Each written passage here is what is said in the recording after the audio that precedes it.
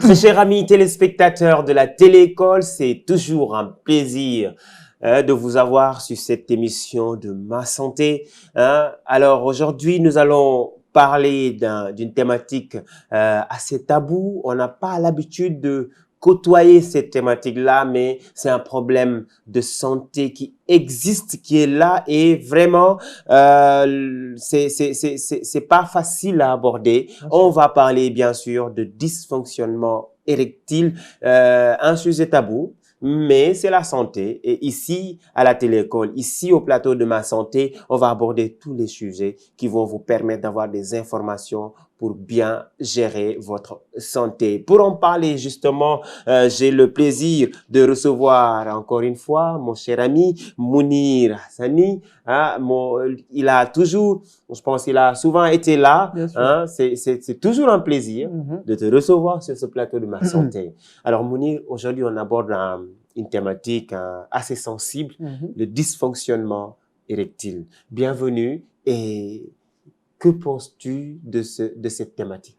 Merci déjà, ça fait extrêmement plaisir de revenir encore sur le plateau de Ma Santé, c'est toujours un plaisir. Alors cette thématique, comme tu l'as dit, elle est vraiment taboue parce qu'elle touche à l'intimité de l'homme. C'est pas facile d'en parler. Tu peux venir te voir et te dire que je souffre du paludisme, mais te dire que je souffre du dysfonctionnement érectile. Et je suis un peu réticent parce que quand même, c'est un sujet qui est extrêmement sensible. On va essayer d'apporter quelques clarifications aux gens et j'espère que l'émission va très bien se dérouler. Inch'Allah, non, ça va très bien se dérouler parce que c'est Mounir, parce qu'il est, voilà, c'est Mounir quoi. Hein? Alors, c'est un sujet tabou, mais on va s'amuser, on va en parler naturellement, voilà. Alors, qu'est-ce que le dysfonctionnement érectile? Comment le distinguer d'un simple trouble passager? Ok. Alors, c'est une très belle question que tu as posée. Il faut d'abord savoir c'est quoi l'érection. L'érection, c'est un phénomène qui est normal et physiologique. C'est-à-dire que c'est l'organe génital de l'homme, à savoir le pénis, qui va se remplir de sang au cours d'une stimulation sexuelle ou au cours d'un rapport sexuel. C'est ça l'érection. Mais le dysfonctionnement érectile, c'est quoi? C'est une incapacité qui est persistante ou récurrente à pouvoir obtenir ou même maintenir une érection qui est en réalité, qui peut être rigide, qui doit être normalement bien rigide parce qu'il faut que la verge soit bien rigide et qui va durer sur plus de 3 mois. Ça permet justement de répondre à ta question de savoir quelle est la différence avec une panne qui est habituelle. Un dysfonctionnement érectile qui est isolé, c'est au cours d'un rapport sexuel ponctuel, mais ça ne se reproduit plus. Mais lorsque cette incapacité-là à pouvoir obtenir l'érection, ou même la maintenir, elle est récurrente. C'est-à-dire que lorsque vous voulez avoir un rapport sexuel, vous n'arrivez pas à avoir une érection, ou bien elle est carrément persistante sur une période de plus de 3 mois. On parle là de dysfonctionnement érectile. D'accord. Donc, il peut y arriver qu'il y ait une sorte de panne. Bien sûr, une panne sexuelle. Un incident. Ça peut arriver. Ça peut arriver, c'est normal. Il y a pas à s'inquiéter. Tant que c'est pas répétitif. Tant que c'est un événement qui est isolé une fois en passant, il peut être fatigué et ça n'arrive pas de manière récurrente. Il n'y a pas de souci, vous n'avez pas de dysfonctionnement érectile. Ce qui fait le dysfonctionnement érectile, c'est la persistance et la récurrence de l'événement. La capacité à pouvoir obtenir l'érection. Alors, quelles sont les principales causes de ce dysfonctionnement-là, les causes médicales, physiques, psychologiques, parce que en matière d'érection, on parle souvent de stress, on parle les causes. Voilà. Alors, tu as abordé un sujet qui est très sensible, les causes du dysfonctionnement érectile. Alors, le dysfonctionnement érectile, il est multifactoriel, ça veut dire qu'il y a plusieurs causes qui l'engendrent. Mais on va essayer de distinguer en 2 catégories. Il y a les causes organiques. Les causes organiques, c'est toutes les causes qui vont concerner le fonctionnement de notre organisme. Et dans le fonctionnement de notre organisme, il y a des maladies qui peuvent engendrer un dysfonctionnement érectile. Parmi les maladies qui peuvent engendrer, il y a d'abord en premier lieu les maladies cardiovasculaires. Et la principale maladie qui engendre dessus, ce que tu as ça au bout de tes lèvres, c'est quoi à ton avis, la principale maladie? Maladie du sang. Du sang qui c'est une maladie, c'est pas l'hypertension artérielle. L'hypertension artérielle est l'une des principales causes du dysfonctionnement érectile. Chez la personne qui a... Moi, je pensais que la principale cause, c'était lié aux épices, à la nourriture. On va en revenir, on va en revenir. Alors, l'hypertension. L'hypertension artérielle, oui, c'est des maladies cardiovasculaires. Pourquoi? L'hypertension artérielle va abîmer les vaisseaux parce que, je ne l'ai pas expliqué au début, mais l'érection, comment ça se passe? Au niveau de l'appareil génital de l'homme, on a 3 muscles. On a 2 corps caverneux et un corps spongieux. Comment se fait l'érection? Il y a une dilatation. C'est-à-dire, quand par exemple vous êtes stimulé, vous voyez une image où vous voulez faire un rapport sexuel, les corps caverneux là vont se dilater en fait et permettre en fait l'afflux de sang au niveau de la verge. C'est cet afflux de sang là en fait qui rend la verge en fait bien rigide, bien solide en fait. Donc si l'hypertension artérielle abîme ces vaisseaux, on peut donc comprendre que l'afflux de sang ne sera pas parfait. Puissante, donc tu peux avoir une érection qui est molle, qui n'est pas forcément bonne. Donc l'une des premières causes c'est le diabète. Ensuite, quand on parle de diabète, il y a son ami qui le suit tout le temps. C'est l'hypertension artérielle. Je me suis un peu pensé l'hypertension. Son ami qui le suit tout le temps, c'est le diabète. Le diabète. Diabète, vraiment, l'une des complications majeures du diabète, c'est le dysfonctionnement érectile. Tous les diabétiques. Et diabète, vous aussi, hein? Vous fatiguez les... Alors, oui, c'est un sujet très sensible. On échange de façon naturelle pour voilà, mettre à l'aise tous ceux qui sont en train de suivre. Parce qu'aussi, c'est comme ça que nous devons prendre ces problèmes de santé-là, c'est-à-dire les prendre avec philosophie. Parce que trop de pression, ça renforce le problème, en fait. Voilà. Donc, le diabète, comme je disais tantôt, le diabète, vraiment, c'est l'une des principes. C'est-à-dire, quand vous êtes diabétique, très souvent, l'une des complications qui va très souvent vite arriver, c'est le dysfonctionnement érectile. 80 ou 60% de ces patients-là souffrent de dysfonctionnement érectile. Donc, c'est très fréquent. Après ça, il y a des maladies, il y a des causes qu'on va appeler psychologiques. Ça, c'est vraiment les causes les plus fréquentes. Très important, ces causes psychologiques. L'une des premières causes, c'est le stress. Je suis stressé. Mais le stress, lui, c'est quoi son problème? Le stress, il est dans tout. Et toi, tu es stressé et il y a des conséquences partout. Bien sûr. Et puis là, les choses qui peuvent... Dans cette vie-là, on vit dans une vie de stress. On est tout le temps stressé. C'est compliqué. C'est compliqué. Ok, le stress, c'est quoi? On a d'abord le stress. Le stress, il y a un élément dans le stress qui est très important chez le jeune garçon parce que 80% des dysfonctionnements érectiles chez les jeunes, c'est le stress. C'est pas des maladies cardiovasculaires comme c'est pas diabète, c'est pas hypertension. Très souvent, c'est dans la tête que ça se passe avec les jeunes. C'est quoi ce qui cause en fait ce dysfonctionnement érectile? C'est ce qu'on appelle l'anxiété de la performance. C'est-à-dire quoi? Tu es avec ta partenaire, ta conjointe, une nouvelle, tu as envie de performer, tu as envie de lui montrer que voilà, je suis un vrai garçon, je suis masculin. Et donc, dans ta tête, en fait, il y a cette anxiété-là que tu te crées, cette pression que tu te mets à toi-même. Cette pression que tu te mets qui ne sert voilà, de bien performer. Mais si tu es jeune, tu es marié, mon gars, c'est pour la vie, quoi. Pas besoin de se mettre la pression. Non, ça, c'est le cas des mariés. Chez quelqu'un qui a une nouvelle compagne, ceux qui ne sont pas mariés, le dysfonctionnement, c'est bien. Bien. Vous n'êtes pas marié, restez sage. Voilà. Donc, cette anxiété-là fait que, bon, c'est un cycle virtuel, au final, il stresse, il arrive, il performe pas. Après, il va paniquer. Quand il va trouver une nouvelle partenaire, le cycle va reprendre et c'est l'anxiété de pression, en fait, qui va faire que, voilà, eh bien, il aura ce dysfonctionnement érectile-là. Autre chose, c'est la dépression. Quand on va bien dans la tête, forcément, au niveau sexuel, ça va pas aussi forcément. Donc, la dépression aussi, c'est une cause majeure de dysfonctionnement érectile. Il y a la fatigue aussi liée à l'accumulation de travail, quand on est surmené, quand on est extrêmement fatigué. C'est normal que dans le couple ou à la maison, l'intimité, on constate que il n'y a pas forcément la capacité à pouvoir obtenir l'érection pour le rapport sexuel n'est pas entaché. Donc, alors, principalement, chez les jeunes, c'est le stress. Ouais, très important. Chez les jeunes, c'est le stress, l'envie de performer. On se met des pressions pour rien. Là, je m'adresse aux mariés, aux jeunes mariés. Vous savez, c'est pour la vie, c'est, voilà. Ceux qui ne sont pas mariés, voilà, c'est bien, quoi. Oui, parce que vous devez rester sage. Donc, la pression. Le stress. La dépression. La dépression qui Bien est sûr. aussi, parce que Si, si.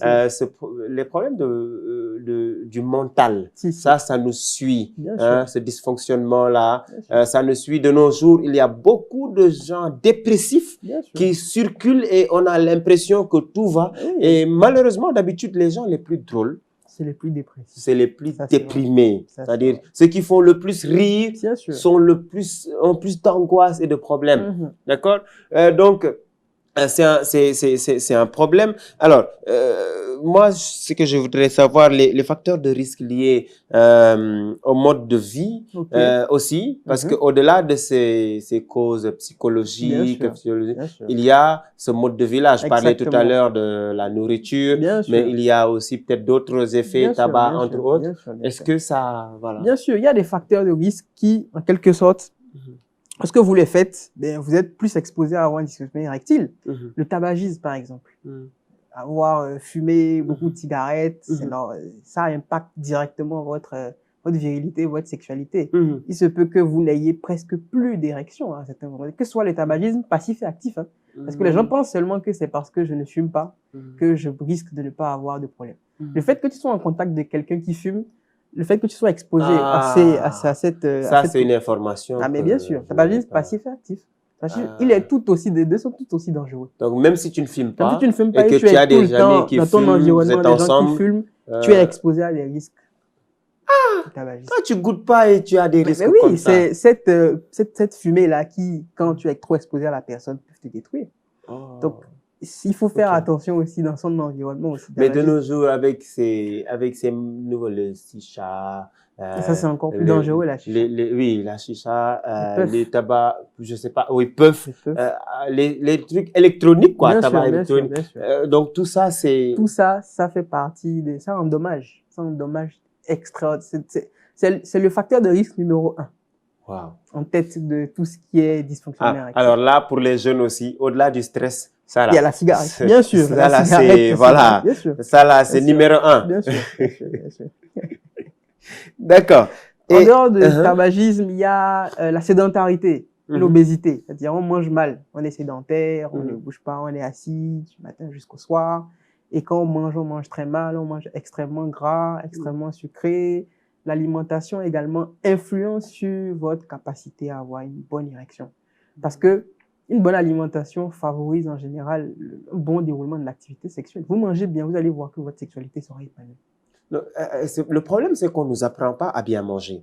C'est-à-dire, on nous apprend à manger à notre faim, mais on ne nous apprend pas à bien manger. Par exemple, moi, normalement, même à l'école primaire, moi, je pense que, parce que les problèmes de santé, la quasi-totalité des problèmes c'est dû à l'alimentation. Donc, je pense qu'il serait intéressant de voir peut-être des modules au niveau de l'élémentaire, essayer d'insérer un module au ministère de l'Éducation pour apprendre aux jeunes, aux enfants à connaître voilà, une alimentation équilibrée. Parce que ça les permettra de... Moi, je ne sais pas, hein, on me dit des fruits, des légumes, quand est-ce qu'il faut manger, comment manger. Ben, moi, quand j'ai faim, tout ce que je trouve, je mets dedans.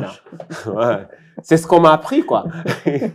Et ça, c'est vrai, parce que tu sais, la différence avec, par exemple, en Europe, par exemple, à la télévision, il y a tout le temps des bandes passantes à la publicité qui disent de manger 5 fruits et légumes par jour. C'est systématique. Ils ont essayé d'inculquer ça d'autres manières. À travers les médias, on en parle tout le temps, hydratez-vous. Ils essayent en tout cas de véhiculer les messages pour que les gens, ça rentre dans la tête des gens. Mais en Afrique, ici, bon, c'est pas ça la préoccupation on est tellement pas habitué à manger 5 fruits et légumes. Le jour où on te donne 5 fruits et légumes, tu peux pas finir. Non, c'est-à-dire, parfois on peut rester des mois et des mois sans manger 2 fruits. Donc, c'est compliqué. C'est compliqué. C'est compliqué. Très compliqué. Mais c'est très intéressant ce que tu es en train de faire parce que ça permet quand même que les gens sachent. Voilà, les gens puissent avoir les informations. Ah, c'est bien. Donc, on a parlé du tabagisme actif-passif, que ce soit le fumeur et le non-fumeur, mais celui qui est proche. On a parlé de l'obésité. Le fait d'être obèse aussi, l'obésité aussi joue malheureusement contre le dysfonctionnement érectile, la mauvaise alimentation et la sédentarité. Ce sont les modes de vie qui, en quelque sorte, peuvent favoriser l'apparition du dysfonctionnement érectile, que ce soit chez un jeune ou chez un vieux. Alors, on a parlé des jeunes. Mais concrètement, à partir de quel âge le risque devient-il plus fréquent? Donc, à partir de quel âge? Voilà. L'âge classique chez lequel on va retrouver le dysfonctionnement érectile, c'est après 40 ans. Il y a une statistique qui dit que une personne sur 3 âgée de 40 ans a souffert ou souffre d'un dysfonctionnement érectile. C'est-à-dire quoi? Si on prend 3 personnes dans la rue, là, âgées de plus de 40 ans, au moins une parmi elles a souffert ou souffre du dysfonctionnement érectile. Donc, en fait, ça veut dire que... Plus de 40 ans. Plus de 40 ans. OK. Si on prend 3 personnes, comme par exemple dans la rue, une personne sur 3 au moins souffre du dysfonctionnement érectile. Ça veut dire quand même que c'est un sujet qui est sérieux. Après 40 ans, en général, c'est l'âge, on va dire, c'est cette période-là que le corps humain commence à vieillir petit à petit. Donc, les petites affections-là, comme le dysfonctionnement érectile, peuvent rapidement s'installer, quoi. Donc, l'âge propice, en tout cas, l'âge où vraiment on peut le constater surtout, c'est à partir de 40 ans. À partir de 40 ans, on peut constater le dysfonctionnement érectile.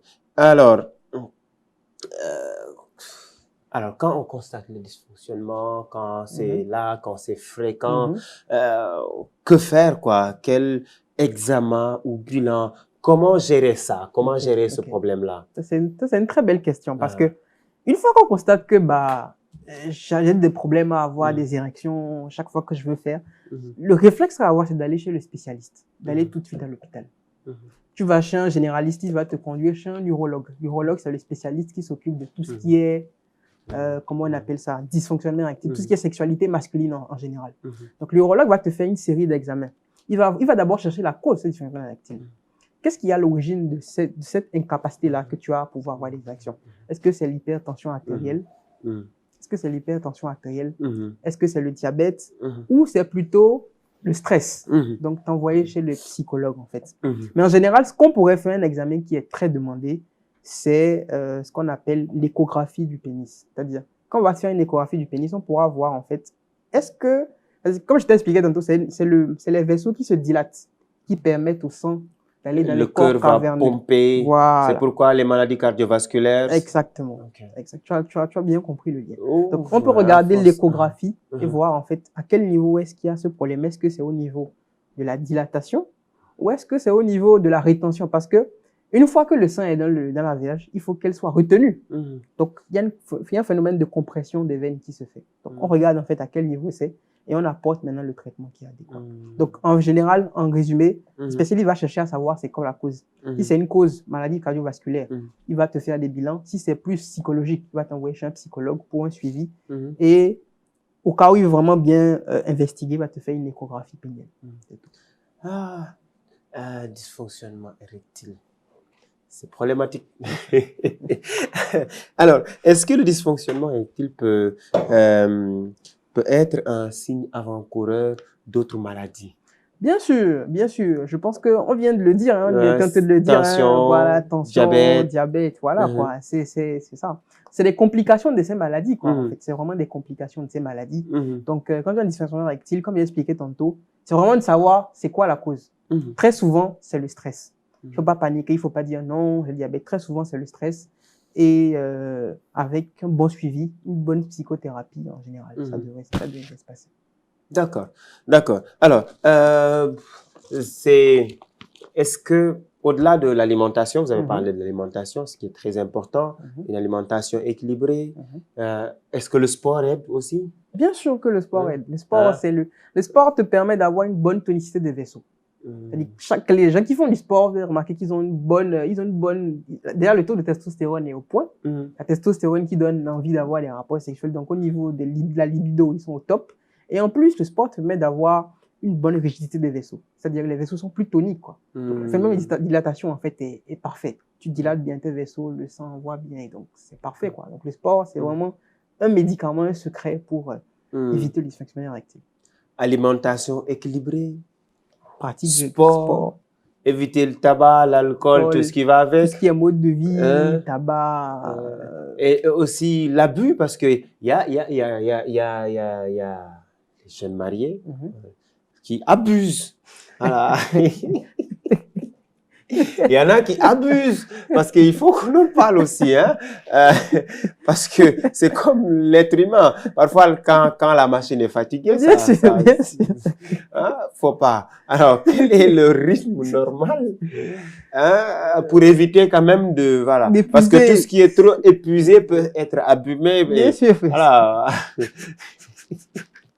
Non, bien sûr. En général, bon, l'activité sexuelle, en vrai, 3 fois par semaine, c'est la bonne, je vais dire, c'est la bonne posologie, on va dire ça comme ça. Sinon, 3 fois par semaine, c'est largement suffisant.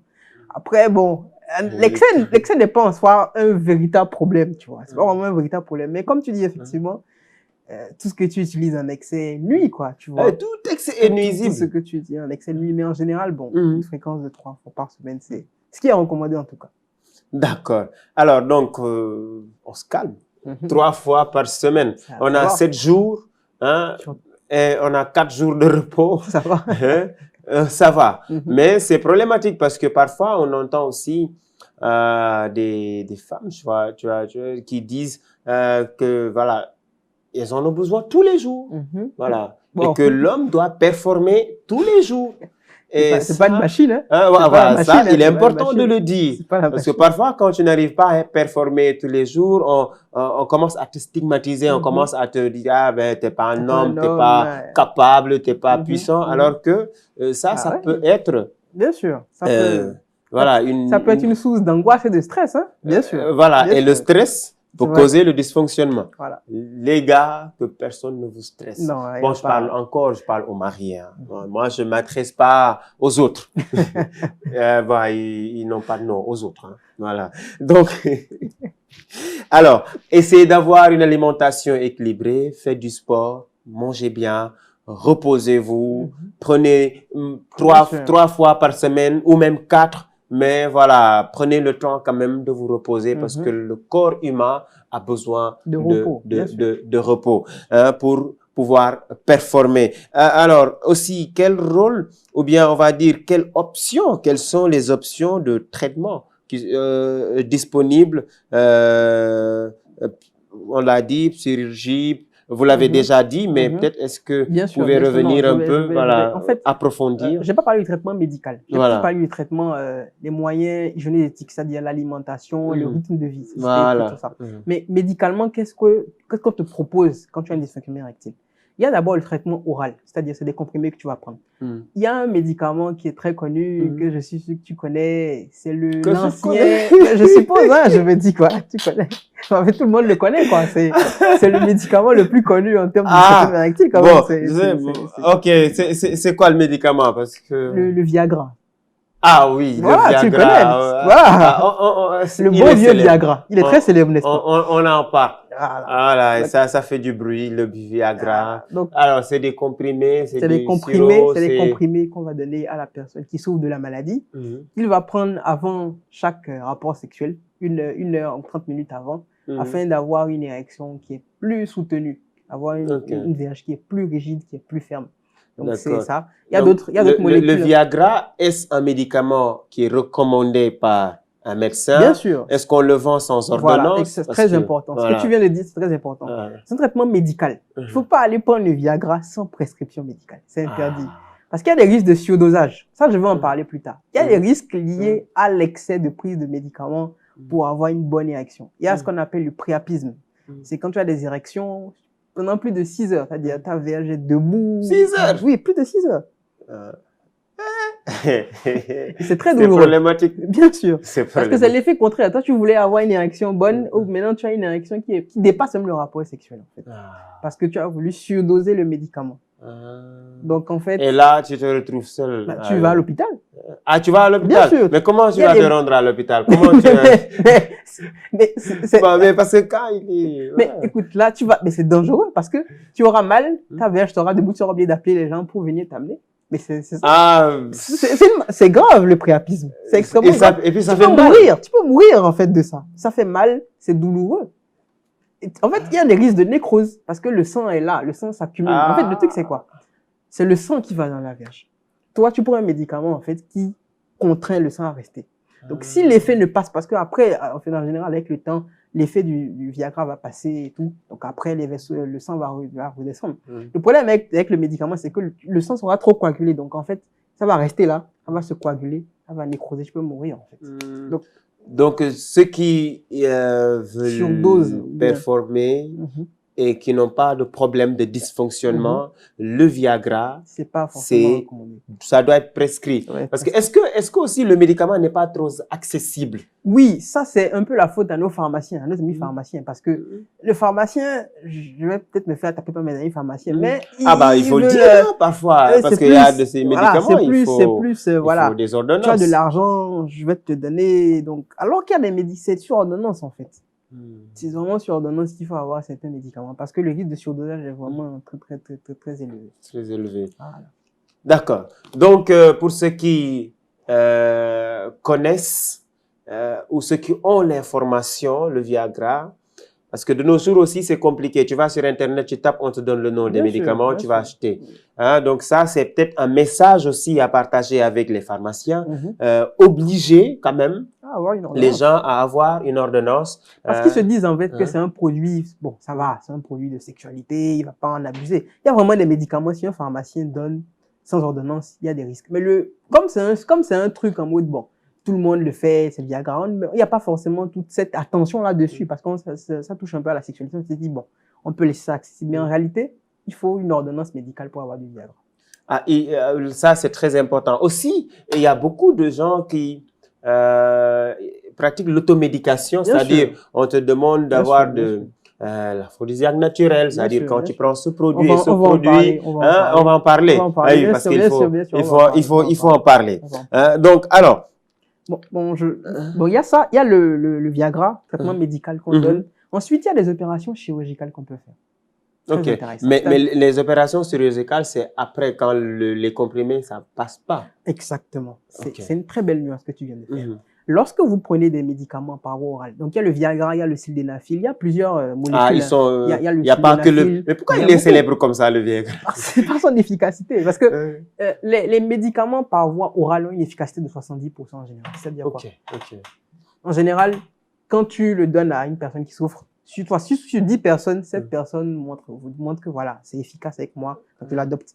Mais il y a une portion de la population les 30% qui restent, eux, voilà, ils n'ont peut-être pas, il n'y a pas eu d'efficacité, donc ils vont passer à un autre palier. Et les traitements maintenant chirurgicaux ou des injections. On fait des injections à l'intérieur de la verge. On va prendre la verge, on va faire une injection à l'intérieur du corps caverneux. On va mettre de la prostaglandine. C'est des produits en fait qui dilatent en fait le corps caverneux en fait afin de permettre que le sang puisse rester à l'intérieur de la verge quoi. Donc il y a ça. Il y a aussi des crèmes qu'on va mettre à l'intérieur de la verge en fait. Tout ça en fait même mécanisme. Provoquer une dilatation du corps caverneux pour permettre le sang. Il y a ça. Maintenant si vraiment après tout ça là tu fais ça et ça ne marche pas, il y a le traitement chirurgical. On va te mettre un implant pénien. C'est une forme comment dire ça, de machine, pas une de machine ou qu'on va mettre à l'intérieur de la verge et tu vas gonfler en fait. Tu gonfles un peu et ça gonfle ta verge. Il y a une véritable éducation thérapeutique qu'on fait pour ça. C'est vraiment pour les cas vraiment de dernière urgence. Quand vraiment tu as essayé les médicaments, ça passe pas. Et quand tu essayes ce produit-là, tu vas gonfler pour pomper le sang ou... Non, en fait, c'est un dispositif qu'on va mettre à l'intérieur de ton pénis. Et maintenant, toi, tu as une forme de pompe que tu vas appuyer pour gonfler, en fait. Ça va permettre, en fait, d'avoir une réaction. Wow. C'est des implants péniens, en fait. Mais est-ce que avec cette méthode-là... C'est très efficace. Est-ce que tu ressens naturellement tout ce que tu dois ressentir, oui, bien sûr. Parce que le sang, il n'est pas là, tu as pompé, quoi. Est-ce que tu... Voilà. Je pose des questions, c'est bizarre. C'est normal, c'est comme ça. Non, bien sûr, bien sûr. En fait, le problème, c'est que dans le dysfonctionnement érectile, en soi, ce n'est pas, en dehors, à moins que ce soit vraiment des problèmes type hormonal, ce n'est pas le plaisir qui est touché. C'est la mécanique qui conduit au plaisir qui est atteinte, en fait, tu vois. C'est pas que tu ne le ressens pas. C'est pour ça que c'est vraiment frustrant parce que tu as envie de prendre ton truc, tu as envie de prendre du plaisir, mais tu n'arrives pas à avoir l'érection, en fait. Tu vois. Tu n'arrives pas à obtenir l'érection. Tu as peut-être la dame, en toi, tu es excité, mais c'est que ton engin ne réagit pas, quoi. Sinon, le plaisir, il n'est pas touché. Si c'est les troubles hormonaux, c'est autre chose. Mais en général, le plaisir n'est pas touché. C'est plus la mécanique, en fait, de l'érection qui est Ok. qui est bloqué, en fait. Ok. Sinon, le plaisir. Alors, c'est les traitements disponibles, chirurgie entre autres. Alors, quel rôle Il y a les, il y a ce dont tu parlais, les médicaments traditionnels. Oh oui, Il y a les médicaments l'automédication. traditionnels. Parce que de nos jours, sur les Bien réseaux, sûr, ils sont tous bien sûr. experts. Si. Et ils vendent tous des produits, Bien quoi, sûr. sur ça. Et est-ce que ces produits peuvent avoir des conséquences, forcément? Bien sûr. Ils sont efficaces, par contre. Ça, on va pas se mentir. Mhm. On a beau faire les médecins, mais Mhm. si les produits ont du succès, c'est parce qu'ils marchent. Mhm. Ça, il faut pas Mhm. faire Mhm.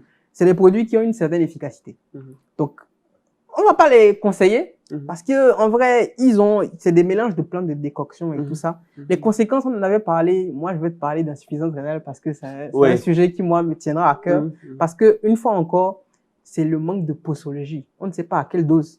Je t'ai parlé du priapisme tout à l'heure. Oui. Une des causes du priapisme, par exemple, c'est les médicaments traditionnels liés aux différents actifs. Parce que tu ne connais pas la dose du produit, Mhm. du principe actif, en fait. Mhm. Donc, tu peux prendre ça en excès. Après, tu as ton érection qui dure. Après le rapport sexuel, tu es toujours debout, tu es toujours viril. Mhm. Et après, ça devient un problème. Ah, c'est Donc, compliqué. Ouais. donc, voilà, quoi. Donc, on ne dit pas d'arrêter, on ne dit pas de ne pas prendre, mais Mhm. voilà. Ok. Soyez prudent avec les médicaments traditionnels que vous prenez. Il y en a beaucoup actuellement. Mhm. Il y a plein de campagnes sur tous les réseaux sociaux pour les médicaments traditionnels. Donc, sachez vraiment ce que vous prenez. D'accord. Alors, très important, peut-on réellement prévenir le dysfonctionnement? Peut-on vraiment prévenir ce problème Bien de sûr. dysfonctionnement érectile? Bien sûr. Mhm. La prévention du dysfonctionnement érectile passe par le mode de vie. C'est ça le plus important. Mhm. Qu'est-ce que je mange? Mhm. On en a parlé un peu déjà. Il faut Mhm. bien manger. Mhm. Manger sainement, c'est très important. Mhm. Faire régulièrement une activité physique, comme tu l'as dit. Comme j'ai expliqué tantôt avec le sport, c'est vraiment un élément qui ça va booster ton envie d'avoir des rapports, ça va booster ta testostérone. Et également, ça va permettre un bon afflux de sang au niveau de ta verge. Donc, Et faire une activité physique, c'est pas forcément aller à la salle de pas musculation. forcément. C'est parce que Pas forcément. beaucoup de jeunes confondent le sport et la musculation. Oui, c'est Hein? vrai. À mon avis, c'est deux choses qui sont Deux choses qui sont différentes. Ah. La musculation, c'est partie du sport, mais ce n'est pas le sport. Mhm. Donc, c'est ça, quoi. Faire Mhm. une activité physique, son petit footing du matin, c'est très important. Avoir une activité que tu pratiques, faire ton football, ton basketball, ou tout simplement marcher, c'est une activité qui est physique. Mais est-ce que parler, c'est une activité physique? Parce que moi, je ne fais que bavarder. Hein. Non, c'est pas une activité physique. Ah, pourtant, ça, tu souffres, hein, le Non, ventre. bien sûr, mais c'est physique. Ok, d'accord. Donc, je serais obligé de mettre mes chaussures, bouger, de courir un bien peu. sûr. Hein? Dommage pour moi.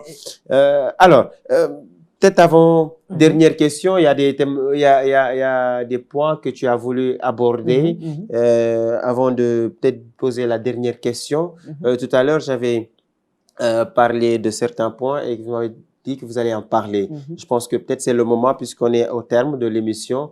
Quels sont les points que vous voulez aborder ou bien qu'on n'a pas abordé et que vous pensez qu'ils sont importants? Voilà. Bon, je trouve quand même que dans l'ensemble, on a tout dit, hein, je trouve quand même que ça va. Après, bon, peut-être au niveau on a parlé des habitudes de vie. Vraiment, ces habitudes de vie, c'est très important. Tout ce qui est cigarette. Surtout à la cigarette, franchement. La cigarette, en plus, c'est incriminé dans l'infertilité. C'est-à-dire que les gros fumeurs, c'est aussi de gros infertiles. Donc, vraiment... Donc, c'est comme on le dit, tu fumes ta santé, tu fumes ta vie, tu fumes tout. Donc, vraiment, le tabagisme actif et passif. Parce qu'on se dit, je suis à côté de lui, je ne fume pas, mais toi aussi, tu subis les affres de la cigarette. Actif et passif. Actif et passif. Hein? Précision, le tabagisme, actif et passif. Bien sûr. OK. Ensuite, comme j'ai dit tantôt, l'alcool. On n'a pas parlé, l'alcool aussi. Le fait de l'alcoolisme aussi a son effet dans le dysfonctionnement érectile. Bref, tout ce qui, en réalité, n'est pas concorde avec un bon mode de vie peut affecter votre capacité à avoir de belles érections. Alors, donc, le dysfonctionnement érectile, c'est un problème d'érection, un problème qui n'a rien à voir avec le plaisir. Bien sûr. Hein, et on parle de dysfonctionnement érectile que quand c'est fréquent, plus de 3 mois, quand ça arrive, quand on a du mal à maintenir l'érection, peut-être en pleine action, quand on perd l'érection. En fait, c'est vraiment le dysfonctionnement érectile, c'est comme tu veux avoir un rapport sexuel avec une femme. Tu es là, tu es tout excité. On a parlé de l'anxiété de performance. Tu as envie d'avoir Tu as envie dans la tête. Tu as envie, tu te dis oui, je vais performer. C'est la tête, quoi. Et puis là, tu arrives sur le coup et puis, en fait, il est mou, quoi. Soit tu peux avoir une érection. C'est pour ça qu'on dit obtenir ou maintenir. Tu peux obtenir une érection. Ça, c'est possible. Tu la vois, tu as une érection. Mais après, l'érection, soit elle est molle. C'est-à-dire qu'elle n'est pas forcée. Elle n'est pas suffisamment rigide pour permettre une pénétration, en fait. C'est-à-dire, par exemple, c'est mou, en fait. Comme les Ivoiriens disent, tu bandes mou. C'est-à-dire, mais oui, j'ai entendu aussi, j'ai vu une vidéo qui m'a quand même fait un peu rire, mais qui sensibilise aussi. C'est un spécialiste dans le domaine qui disait, oui, quand on vous parle d'une érection, il faut savoir que la machine, c'est pas du béton, c'est pas du fer. C'est-à-dire quand on parle de rigidité, c'est pas que ça doit être vraiment comme du bâton. Non. Hein? Donc, est-ce qu'il y en a qui ont une érection normale, qui peuvent faire ce qu'ils ont à faire, mais à force d'en vouloir trop, à force de vouloir rendre les choses trop dur, ils prennent du Viagra, entre autres. Et conséquence, ce que vous avez dit tout à l'heure, le priapisme. Les érections qui sont... Oui, bien sûr, parce que il y en a aussi... Le problème aussi avec les médicaments traditionnels et les médicaments comme le Viagra qu'on prend systématiquement, c'est la dépendance. Il y a des gens, par exemple, quand ils ne prennent pas de Viagra, ils ne peuvent pas avoir d'érection. Ils ont tellement abusé du médicament qu'en fait, c'est ça qui leur permet en fait d'avoir des érections. Ils sont dépendants de ça en fait. C'est mieux d'avoir, j'aurais préféré même avoir un mode de vie sain, mieux manger, faire régulièrement l'activité physique. Vous allez voir que votre sexualité va beaucoup changer. Donc la meilleure manière, c'est de vivre équilibré. C'est tout. Manger équilibré. Vivre équilibré, c'est-à-dire faire du sport, dormir suffisamment, boire beaucoup d'eau, éviter le stress. Se faire plaisir, sortir, prendre de l'air. Je vois dessous, on n'a pas parlé de l'aspect stress. C'est ça qui manquait un peu. Alors, on va terminer avec cet aspect-là. Alors, le stress, comme j'ai dit, 80% de dysfonctionnements érectiles sont liés au stress. C'est-à-dire que je suis stressé, je suis déprimé. En fait, c'est vraiment le mal, en fait, qui est en train de détruire vraiment la jeunesse, en fait. L'anxiété de la performance, je dois lui montrer que voilà, je suis le meilleur. Je sais que c'est pas une compétition, c'est ce qu'on disait tout à l'heure. Non, c'est pas une compétition. Les gens ont l'impression que voilà, dès qu'on parle de sexe, il faut tout de suite que je lui montre que je suis Balthazar. Ah, bref, en fait, c'est vraiment, en fait, c'est devenu vraiment autre chose, en fait. C'est vraiment devenu une compétition. Alors que non. Et donc, à cause de ça, ils vont prendre des médicaments et plein de produits. Même quand ils sont efficaces, ils disent que non. Et là, le naturel disparaît. En fait, avec la sexualité, on est plus dans l'artificiel. On prend tellement de produits. Et dans la tête, c'est-à-dire, les gens ils doivent comprendre une chose, c'est que ce qui se passe dans la tête, l'imagination, parfois, c'est un niveau où on ne peut pas atteindre naturellement. Donc, se calmer et à force de vouloir trop chercher l'excès de plaisir, on utilise des produits qui après se retournent contre nous. Quand on n'utilise plus ces produits-là, on n'est pas satisfait et à force de le faire, on n'est plus dans le naturel. Parce qu'il y a pour beaucoup de gens, la sexualité aussi, aujourd'hui, ce n'est plus naturel, quoi. C'est une sexualité artificielle. Mécanique. De produits, entre autres. Donc, revenons dans le naturel, revenons en nous, prenons soin de nous, d'après les conseils de notre cher ami invité Mounir Sani. Et c'est toujours un plaisir de vous recevoir parce que à chaque fois qu'on parle d'une thématique, eh bien, on dirait que c'est votre spécialité, quoi. Vous êtes très bien informé, vous avez les informations qu'il faut, et je rappelle qu'il est plus spécialisé, passionné de tout ce qui est maladie, insuffisance rénale, avec ces plateformes sur les réseaux, les conseils NephroWorld, les conseils que vous donnez souvent. Alors, je vous encourage et vous réitère en tout cas tout l'estime, le respect que j'ai pour vous, et invite encore une fois aux téléspectateurs, en tout cas à tous qui sont intéressés par la santé, à vous suivre. Ils ne feront que gagner. Très chers amis téléspectateurs de la Télécole, nous sommes au thème de cette émission. Mounir, votre mot de la fin. Je dirais que le dysfonctionnement érectile, c'est un problème qui est tabou. On en rigole beaucoup, C'est vrai qu'au cours de l'émission, on a beaucoup rigolé, mais c'est extrêmement sérieux. Les gens ne se rendent pas compte à quel point une mauvaise direction peut impacter mentalement un jeune homme, peu importe la personne. C'est pour ça que la place de la communication avec la femme, c'est très important. Surtout quand vous êtes la marié. communication. N'hésitez pas à dire à votre partenaire que franchement, ces temps-ci, j'ai comme l'impression que voilà, ça ne va pas sexuellement. N'hésitez pas. C'est vrai qu'on a cette égo, cette fierté de se dire que non, je ne vais pas en parler. Et n'hésitez pas à consulter le médecin. C'est tabou, je sais. C'est pas facile d'aller dire à son pote, hey, frérot, tu sais que 2 jours là, c'est pas facile. C'est pas facile. Surtout ici au Sénégal. Voilà, c'est pas facile. Donc, c'est pas facile, hein, parce que tu en parles à ton ami, demain tu te retrouves sur les réseaux.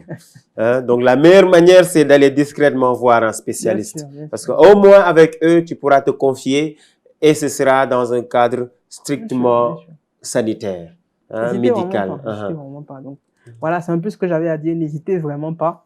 Phénomène érectile, c'est un sujet sérieux. Il faut pas blaguer avec. Quand vous sentez vraiment que ça ne va pas, allez voir un spécialiste urologue.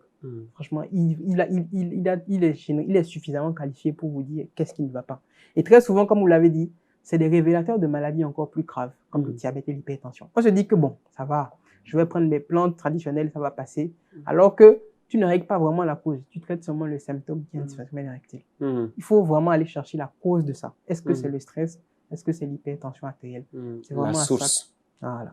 Et aussi, donc aller chercher la cause, la source, mais aussi communiquer. Hein, surtout dans les foyers, dans le mariage, la communication, c'est le meilleur moyen de se faire comprendre et d'éviter d'avoir le stress parce que tu es obligé parfois de sortir ou de ne pas, d'éviter tout ce qui est sexualité parce que tu sais que tu as des problèmes, mais tu ne veux pas en parler à ta compagne, ta partenaire. Et ça, c'est problématique. Parfois aussi, c'est les partenaires qui sont pas compréhensifs, quoi, parce qu'il faut comprendre, ça peut arriver. Et aussi, ce qui peut aider un foyer, le mariage, ce n'est pas que de la communication. Sexualité. C'est-à-dire, ça fait partie, mais ce n'est pas que. Ça pour un mariage stable, équilibré, parce que oui, je parle toujours aux mariés, hein? Équilibré et tout ce qui va avec. Communiquer, hein, et faites tout pour vous faire comprendre, faites tout pour prendre les choses avec philosophie. C'est vrai, on a discuté, on riait, c'est très sérieux, mais c'est comme ça qu'il faut prendre les choses. Hein, faire ce qu'il faut et ne pas trop prendre de stress sur nous. Donc, très chers amis téléspectateurs, on vous donne rendez-vous dans d'autres émissions de Ma Santé, hein, tout en essayant de voir les autres émissions, hein, les sujets tabous qu'on va mettre sur la table, hein, qu'on va aborder ici. Je vous invite à continuer à suivre les émissions de Télé-École, la télé 100% éducative. Je profite pour saluer l'équipe technique, hein, Falou, Mamour, Mas, Ramata, Mr. Blue, donc et en tout cas tout le personnel de la télé-école. Hein. Donc on diarama Allah diarama, je vous donne rendez-vous très prochainement dans votre émission Ma Santé ici à la télé-école.